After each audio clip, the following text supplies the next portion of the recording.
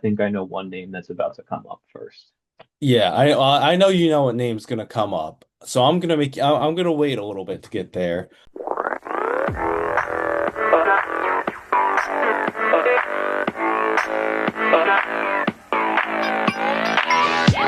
Hey guys, welcome to the second episode of Phicast.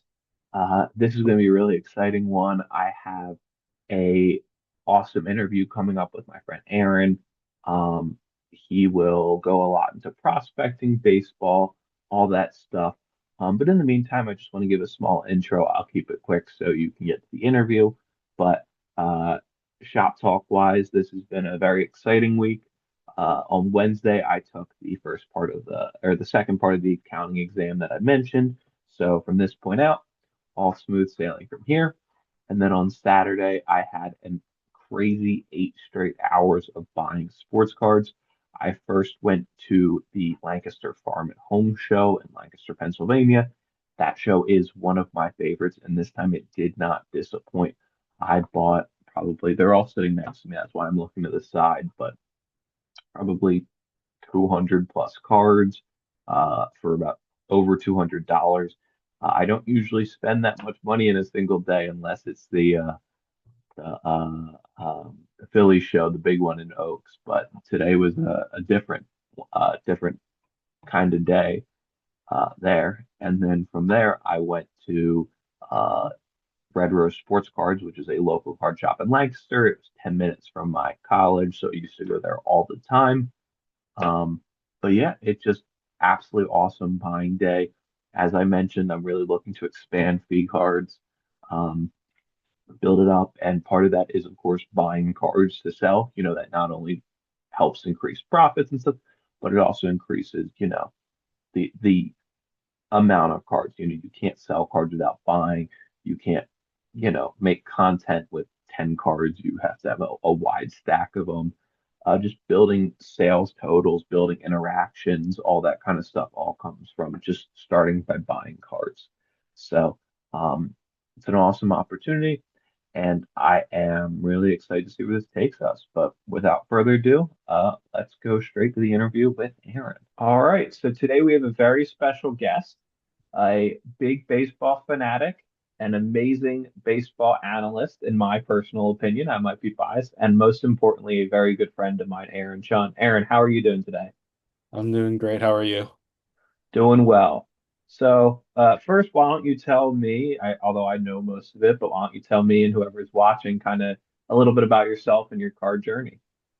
Yeah, so I grew up, my dad worked for Fleer in the 1990s, so I think he was a big person who introduced me to cards, obviously. And he did the same for my brother, so between him and my brother, I got into cards pretty young, and then probably like right around middle school, early high school, I kind of slowly got out of it. And then recently, I think the pandemic was at least the start of it. Watching guys like Phil Hughes, the former MLB pitcher, open cards and just kind of just going through some on my own, um, really got me back into it. And then trying to, get money on some of these cards that, I'm not necessarily as interested in keeping. And then coming up to Millersville and being around you a lot, and learning from you, I that's really what got me into some more of the business selling aspect of things. But obviously, I mean, I still like to collect cards. I still keep a lot of cards in my collection too. All right, well, this wasn't one of the questions initially, but you want to share it all what you PC? Just kind of like what do you sell versus what you collect? Yeah, so I mean, I actually have all of my boxes right here, and like this three-row box, I'm gonna need to find a bigger box eventually. But in terms of like general stuff, I collect a lot of the main rookies of every set. So like if I flip through here, I'll find like Nick Kurtz from last year. I'll find Paul Skeens from 2024, Jackson Holiday. I'll find Bobby Witt Jr., Julio Rodriguez. I like to keep at least one of the rookie cards if I have a first Bowman of them. I'll keep that too most times. And then in terms of like actual individual players, like Ryan Howard's one that I look to PC. I'd love to add more cards of his. JD Hammer and Hans Kraus, they're not necessarily household names like Ryan Howard, but I've built up an extensive collection of both of them. And just to share, I know the answer to this, but you are exclusively baseball when it comes to collecting. So, correct? Yeah. Hmm. So, yeah, just for those watching, this will be a very baseball centric interview. But yeah, all right. Well, without further ado, as a baseball fan, before we get really into cards, what are your takeaways so far from this season? One thing that I've seen a lot of other people talk about, and I mean, it's definitely true.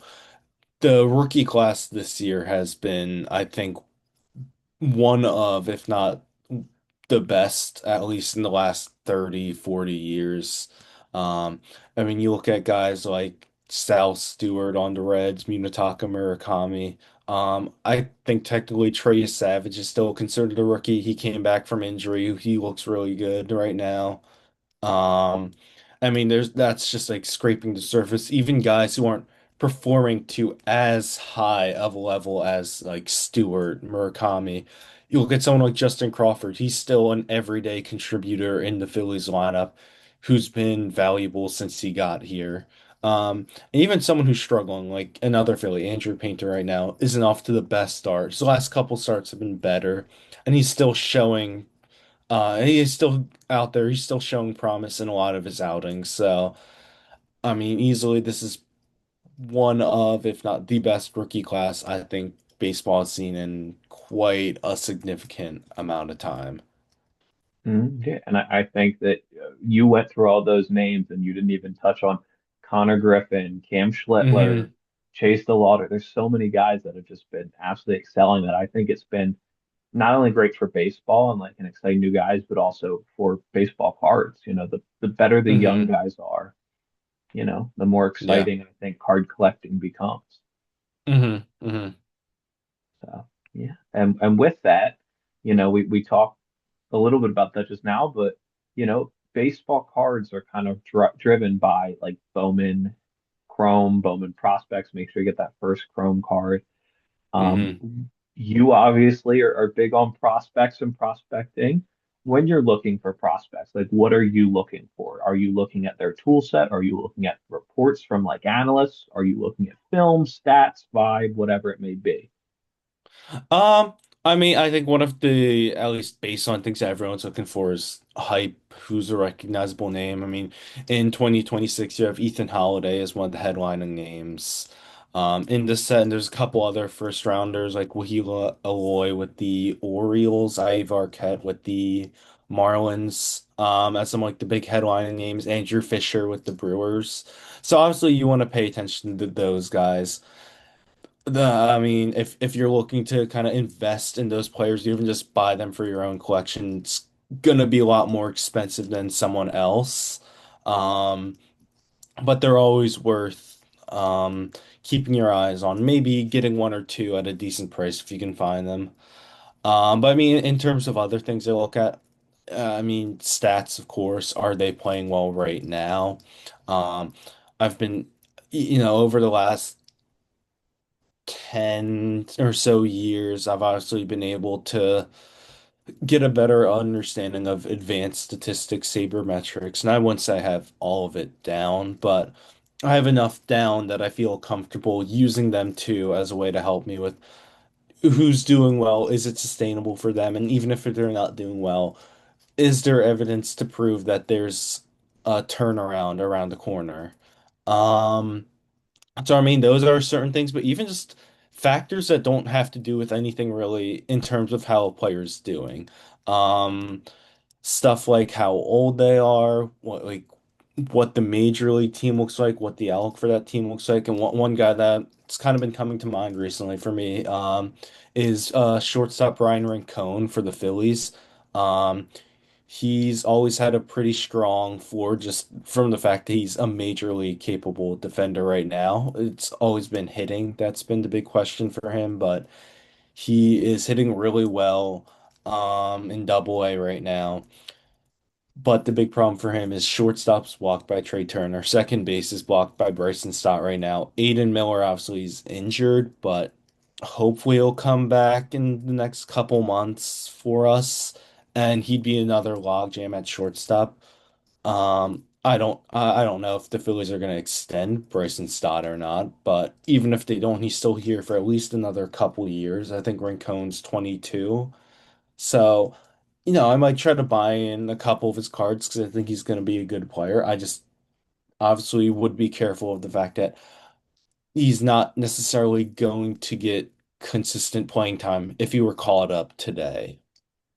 Yeah, and then I think another key part with that too is you probably if you're buying his card, you're probably banking on him getting traded, right? So like, Hmm. as much as if you like him, you want him on the Phillies, there are certain people who I've seen come up through the Phillies system and maybe it's like a catcher over time and I'm like I really would like them to not be in Philadelphia. Not because I don't like them, I just don't think there's playing Hmm. time available.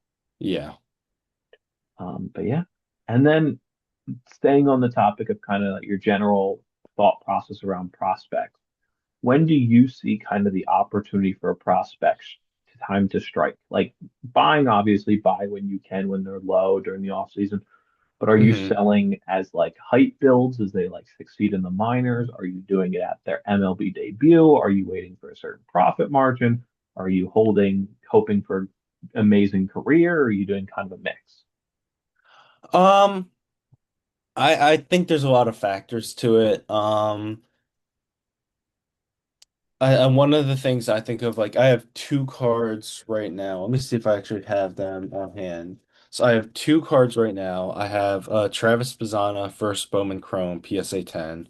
And then I have Lazar Montez, Lunar Glow, First Bowman, PSA 10 also. And these two cards are cards that actually have pretty similar ideas of how long I want to keep them. Um, I think Bazzana's production, his floor at the very least, is going to be an average hitter, decent defender, MLB regular for a while. But I mean, his ceiling is incredible. I think I'm going to hold on to this card for at least a little bit. I at least want to get to the end of the year and see how his season is. Um, Lazar Montez and a lot of players like him, they are big power hitters with big risk as well. In my mind, I want to see him get called up. I think he's fully capable of getting called up, having like a really hot week or two at the start of his career, and then selling there. And obviously, it's an imperfect science of when to sell someone. I bought a couple of Sal Stewart Panini autographs for cheap last year, and we had just talked about this not long ago, but I bought them for cheap last year, $4 each. I sold both of them for like $20 each. And right now, like the one would be worth 50, $60 if I kept it. So it's an imperfect science, but at the time, Stewart was hitting well. He had just been called up, and the Reds were putting themselves in a surprise playoff position. So it made sense to sell it then. So it's imperfect, and there's been cards that I've sold that I don't regret. I bought two Denzel Clark Panini autographs, I think for $2 each, and I sold them last summer. Like a little after he got injured, but he just built up hype. He had made that one insane catch against, I think the Angels it was. Um, and now he's hurt again. So I don't regret having sold those cards then, but I regret selling the Stewards now. So it's an imperfect science. I try to Well, like one of the things I try to look for, I guess, to give like a solid answer is just kind of reading reports on them and seeing like what kind of production they can bring up, and just based off of other players, how sustainable is that? And if they get in a cold streak, what does that really look like for them? Like, is there going to be basically no production at all, or there's still going to be something? Like Travis Bazzana, even if he's cold, he's still going to get on base a decent amount. He's shown that he has a really good eye at the big league level. So, Yeah, I think that's a great point that, if you're doing prospecting properly, maybe your decision on when to sell cards is not one size fits all for everyone. So Hmm. yeah. And then I know you've done some name dropping, but let's get into a little more. So, what prospects or up and coming players, so they might be in the pros or wherever, do you think are the best right now? Which ones do you think are overrated? Which ones do you think are underrated? Give us some hot takes, cold takes, consensus opinions, whatever you see fit. And I think I know one name that's about to come up first. Yeah, I know you know what name's gonna come up, so I'm gonna wait a little bit to get there. Well, one guy that I recently just actually bought a card of one, and I have a couple cards of him right now. Cole Young for the Seattle Mariners. He's come up with some really big clutch hits for them this year already. Um, I don't think his ceiling's as high as one of his teammates that just got called up, Colt Emerson. Um, but he is someone who I think has a pretty solid chance to be at the very least a quality everyday second baseman. And honestly, I think that's valuable in its own right. So I mean, like you look at his numbers this year, it's not gonna jump off the page at you, but again, as a second baseman, he's been a quality player. Um, he's someone that I'm gonna be keeping my eye on. How big of an offensive ceiling does he have? I'm not sure. He hasn't shown a huge one at the major league level, but if he develops a little bit more power in his game, I think he goes from quality big leaguer to easily in the top 10 second baseman in the league right now. Another guy that I've been kind of missing out on some cards on, and you know that I missed out on a card of his that I'm still a little annoyed about. Sal Stewart. I'd mentioned him just a little bit ago, but Sal Stewart has been amazing since he's been called up. I think he's still rookie eligible. He's a rookie of the year candidate. He's been incredible. He's part of a young Reds team that's was kind of caught in a funk right before they started playing us. But their Reds team that's slowly coming into their own. And he's been a big part of that. And I think the player that you want me to get into right now is Jordan Lawler. Um, I think it's the player he you got want to get into. Let's be real, not I just me. Yeah, I mean, he had an incredible spring training and he had an opportunity to play every day, which was one of the really big things that's been holding him back with the Diamondbacks. And that kind of goes into the factor I mentioned earlier of when I buy players of just keeping in mind what kind of position they're in with their team. Um, and Jordan Lawler finally was starting to get an opportunity. Lourdes Gurriel was starting the year injured. Corbin Carroll was starting the year injured. This was a chance for him to really break out. And then first week, he's doing really well. He hits his first career home run at the big league level and then gets hit by a pitch and is out for 2 months. So I mean, he should be coming back, I think.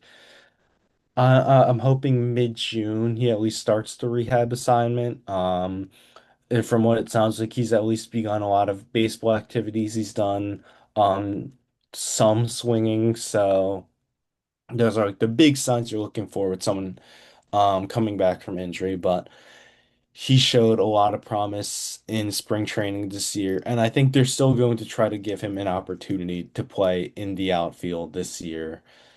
He's still someone who he was drafted in 2021, but he's still someone who's very young. He's going to turn 24 in July. Um, so he's still got plenty of time to go out there and develop as a quality, like, perennial all-star candidate. Um, I mean, I think he has slugger potential. I think he has potential to be a top 15, maybe top 10 finisher in MVP voting in his best year. I mean, there's my hot take. I wouldn't be surprised to see him finish top five in MVP voting in a couple years from now. Interesting. I mean, I know that's been a key point in your prospecting journey so far was Jordan Lawler. Here's just Hmm. a couple interesting things I was looking up while you were talking, especially about Sal Stewart, the Rookie of the Year favorites. He's actually Hmm. fourth in the NL right now in Betagons. Right. Connor Griffin's ahead of him, and JJ Hmm. Weatherholt and Nolan McLean, both who we didn't talk about either. We mentioned I some know. names here. Yeah.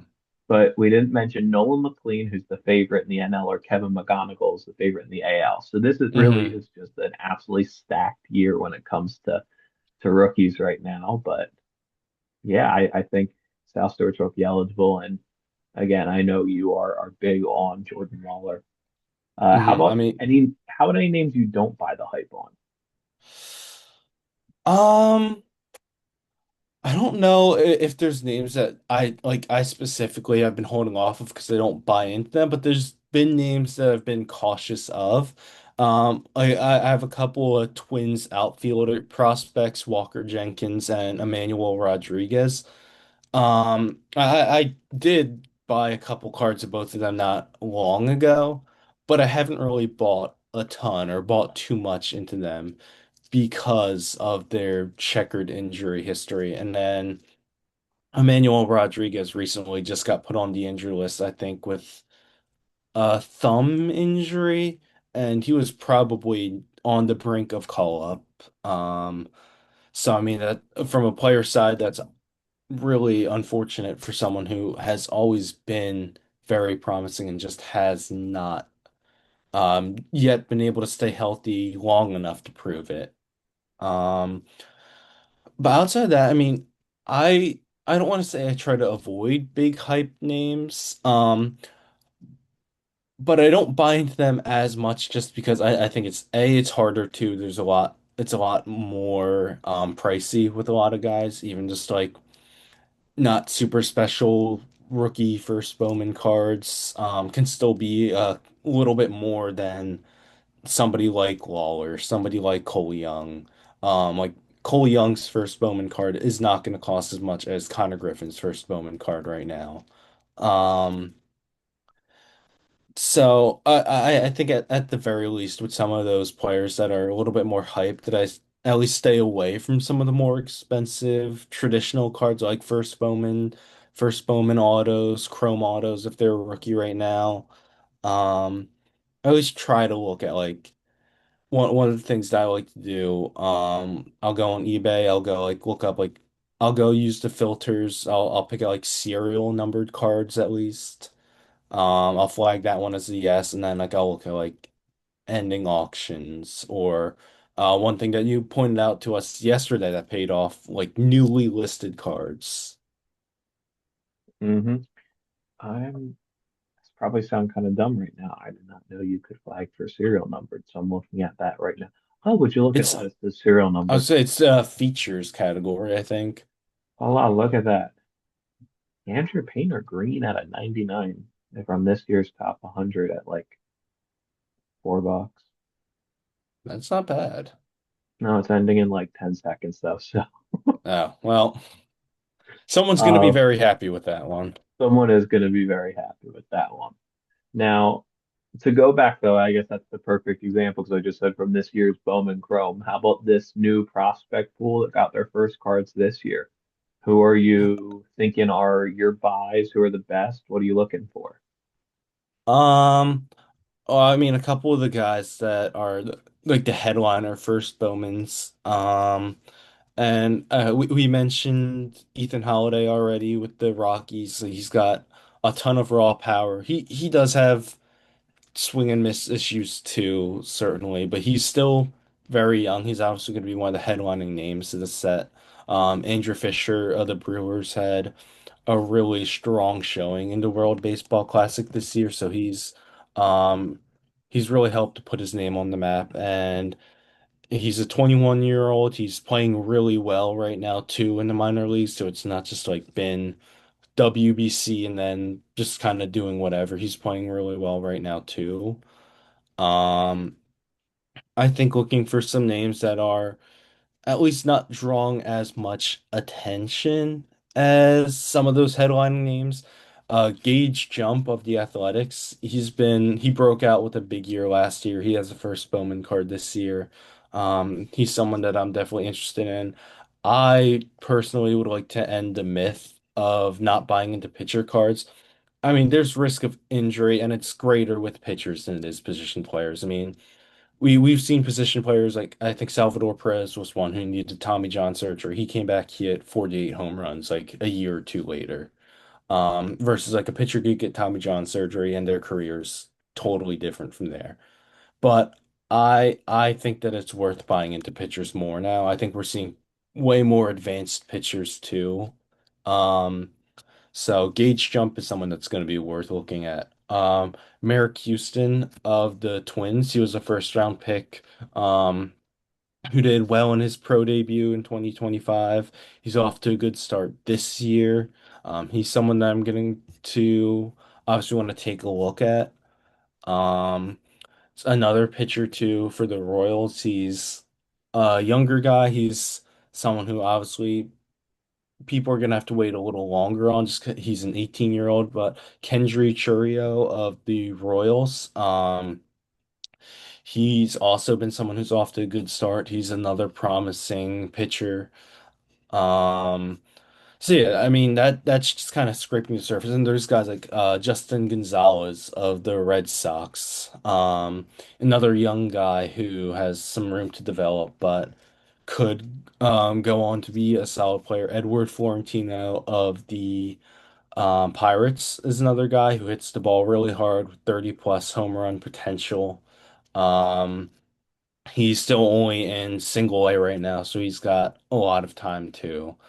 Um, and I think with this year's Bowman and with any Bowman set, there's going to be guys that we just don't think of right now who in a couple years are going to be worth it. I mean, think about like 2023 Bowman. You used to be able to see those on the shelves for a while, and now it's the class with like Roman Anthony's first Bowman, Junior Caminera's first Bowman. Um, yeah, there's and then 2024, I think he's in Bowman's draft. Peyton Toll, no one really thought about until last year when he finally really blew up, big breakout season, then exploded in the downstretch for the Red Sox and was pivotal for that team getting into the playoffs. Yeah, there's a ton of guys that you just don't think of until something happens, whether they get caught up and get off to hot start, or whether people start to notice that they're performing really well. So there might be a name that I didn't even mention in 2026 Bowman, who like 3, 4 years from now is going to be one of the top chases from that set. And there's names that I mentioned right now that in a couple years may not really be worth it. You know, maybe Ethan Holiday becomes someone who can't rein in his swing and miss problem and just doesn't end up playing that well. I mean, another player from 2023, Bowman, Drew Jones. Um, really big name and so far has not really had much to show for in his career. So, um, at least in terms of the standout names, like those are some of them. Obviously, a few years from now could be totally different. Yeah, thank you, Aaron. And then a couple wrap up questions here. Hmm. Do you have any opinions? I know this is always a large, complicated question that's maybe more prospecting than even the guys with baseball, but how do you kind Hmm. of see the sports card or baseball card market evolve over the next 5 to 10 years? Oh God. Um, I even I warned think you about this question too. I should mention that. I think one of the big things that's on a lot of people's mind is Topps having exclusive rights to the NFL, the NBA now. Obviously they've had MLB for a while. Um, and I mean I don't want to say like people like Panini was a big like oh if Panini's here I'm not gonna buy Topps. Um, because even when Topps was slowly starting to break into the space in 2024 with football and with basketball too. Even though those cards were unlicensed, you still saw a good amount of people flock to them. So it's not like Panini was a deterrent because they had the license, but I think that's obviously going to change things. Um, and with baseball, I mean, I think baseball is a decent example because Panini has not had the license to Major League Baseball. They've had player rights, but not baseball rights. So it's like you'll see a lot of Panini stuff on the shelves, and I think there's potential in picking up some of those cards for cheap. Again, like I've had success picking up guys like Cole Young, Sal Stewart, for cheap Panini autos that I've been able to hold on to and get a decent price back on it. Um, And even like you look at a set like the Panini Prospects set that comes out. I think 2025, I want to say had names like Nick Kurtz as one of like the big auto cards in that set.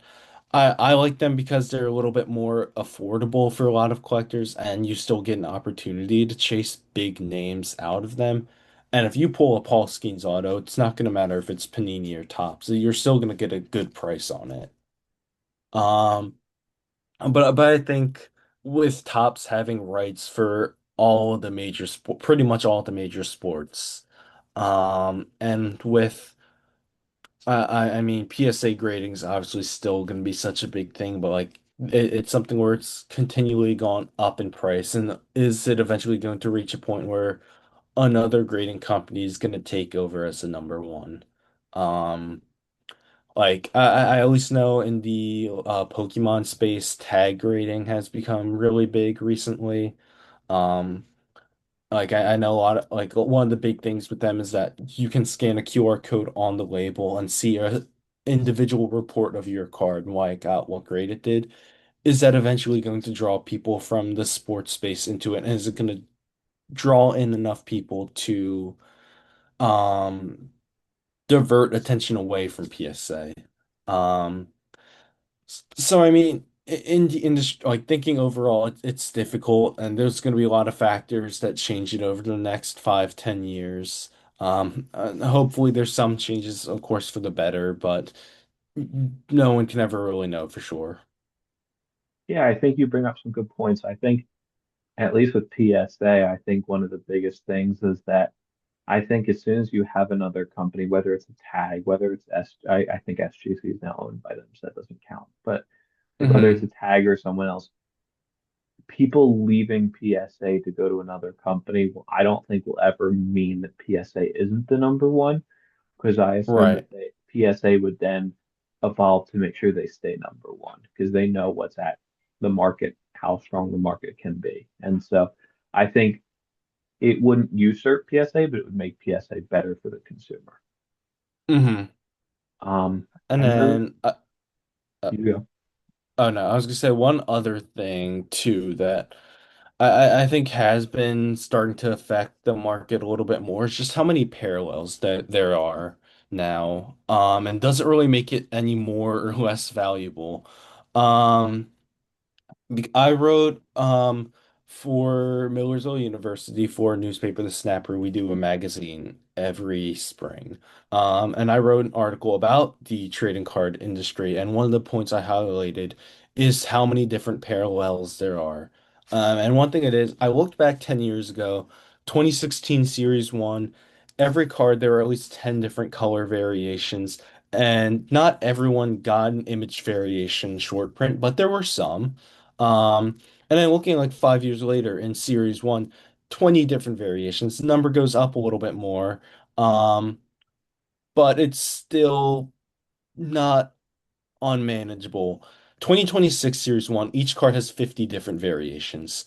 And there's a lot of them that are unnumbered. There's a lot of them that are numbered to like weird amounts. Like I know one of the cards, I don't think everyone gets it, but a decent amount of players gets is like the jersey numbered cards. And they don't really even look that good. I don't like seeing the player's jersey number just all over the background of the card. Um, but it that's been, I think, one of the big changes too, is just how many different parallels there are to collect. And in some ways it's nice. It's nice that now if there's 50 different parallels for each player, you can open a box and have a decent chance of getting one of those. But it's also like is it reaching a point where it's too much? And honestly, I think they could have stopped at 20 for each player. Yeah, I mean, I think when I think about that from like the business point of view, I think it's probably them trying to kind of find that supply and demand medium where they're kind of saying, all right, well, we either need to print very little, make it a very expensive product, and not Hmm. make it accessible. We either need to keep the parallels the same, increase printing to keep it still accessible, but that really waters down the product and you're getting mostly base, Hmm. or we make all of these parallels might devalued some of the parallels worths, but it still keeps it affordable and it still doesn't water it down. And I Hmm. think that I I will say I don't feel confident that any one is the better choice over the other. There obviously has to be a best choice, but I think each of them has their pluses and minuses. But Hmm. I always do find it funny when it's like, well, there's the orange geometric, the orange wave, the orange base, the orange sapphire, the gold Hmm. geometric, well, it kind of gets kind of difficult to keep track, especially when you're looking at a card on eBay and someone doesn't note it. That's, I think, my Right. biggest concern is when it's like, you know, typically, and I could be wrong, it kind of goes the base version. So let's say just for golds, for example, the basic gold is the most valuable. Hmm. And maybe the gold sapphire from when they come out with the sapphire edition, and then kind of Yeah. all the other gold ray wave, gold lava, gold geometric, whatever it may be. Hmm. So to label it as something higher and then get that higher premium does alter kind of how the hobby works. And I think that's one of the biggest concerns with me with this, but other than that, I do kind of see their vision with it. Yeah. But I think it is still a really good point to bring up. Hmm. But yeah, and then last but not least, what advice are you giving to someone who's saying they want to get into cards, baseball cards, prospecting, whatever level of kind of specificity? But what advice are you giving to someone who's looking to get into cards today? Um, I think number one, set a budget. It's becoming so expensive. Um, I mean, like if I turn my camera around right now, you would see like base cards sprawled out over my desk. You'd see boxes from a couple years ago. Like I even have a box going back to 2016. That's a really depressing one to look at. It was $15. It was three update packs and three Chrome packs. I was like, oh my God. Ooh, Um, but yeah, crazy. like setting a budget's obviously important because of how expensive that this can get. Um, I think another big one is don't get caught up too much in the hype. I mean, there's a level that it is important trying to figure out who's notable, who could be worth putting your money into if you're looking to prospect and invest a little bit. But there's so many great cases of investing in a player and they become a bust, or they just don't even they become a regular player, they become a solid player, but they just don't live up to that initial hype they had. And there's people that invest a lot of money in cards like young international players who are like still 5, 6 plus years away from making it to the major leagues. It's like a lot can change in 5 years. You don't know if that player could get to stateside, do terrible, and retire. Um, so as I mean, there's a place for hype in the game, but you don't want it to influence you too much. Um, and I think the last thing that I would point out is just have fun. I mean, there's so much money tied to this, there's so many big names to it, but I think it's also great to just collect cards that you really like. One card that I bought recently, if I can find it in my little stash here, is it's a Scott Kingery one of one printing plate, Daddy and Jetpack. uh, I'm keeping it. Scott Kingery wasn't necessarily one of my favorite players, but I mean, it's a Phillies one of one card. I want to have it in my collection. It's a fun card. I mean, like some of the guys I mentioned, I collect JD Hammer and Hans Kraus. JD Hammer hasn't played professional baseball in 3 years now. He's probably not coming back at this point, as much as I hold on to that little shred of hope that he will. Um, Another guy that I collect, Winton Bernard. He was a Rockies outfielder for a little bit. I got a chance to interview him for um my Substack blog Out of Left Field. He's a really great story. And I found out about him because he was teammates with JD Hammer in the Rockies AAA team, the Isotopes, in 2022. But he had played minor league baseball for 10 years. He played internationally, he played independent leagues, and then finally got called up. So he was a really great story. Um, so I mean, just like have fun with it too. You know, you don't have to be collecting, you don't have to have a personal collection of big, high value players to have fun. I have probably about 60 plus cards of Hans Kraus alone, and I think the most expensive one is like $80. The most expensive GD Hammer card I have is a one of one that's $50. At least that's what I paid. And some people might even think that I'm ridiculous for paying $50 for a JD Hammer one of one card and whatever year I bought it, 2023 or 2024. Um, so I mean it's all about at the end of the day what you want to collect and what you want to do with it. Absolutely. I think you hit on a couple key points. First off, nostalgia. My favorite cards to collect, and we've talked about this, are those kind of fourth line, third line Flyers players from our team who Hmm. didn't do so hot in 2013, 2014, kind of in the early to mid 2010s. Eric Wellwood, who only played a couple seasons, one of my favorite players. Um, Hmm. a lot of those other guys are up there and players I'd love to flex. So that to me is a key point. And also the kind of the to rephrase what you said, saying the same thing though, the why over the what is what I always would say with like when you're picking cards to like what you think you should buy to prospect. If they say get X, Y, and Z, and like why are these guys the main names? Oh, they all Hmm. happen to be shortstops or outfielders or whatever, then maybe look at other shortstops and outfielders. If they're saying, the